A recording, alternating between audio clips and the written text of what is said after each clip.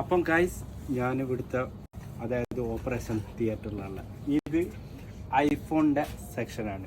ഇയാളാണ് ഐഫോണിൻ്റെ ഏത് കഴിച്ചിട്ട സാധനവും അങ്ങനെ തന്നെ ആക്കിയിട്ട് നമുക്ക് ഫിറ്റാക്കി നല്ല കണ്ടീഷനായിട്ട് തരും. 6 മന്ത് വാറൻറ്റിയോട് കൂടിയിട്ടാണ് തരുന്നത്. അപ്പോൾ മെഹ്മൂദ് ഫ്രം ഈജിപ്ഷ്യൻ. ഓക്കെ,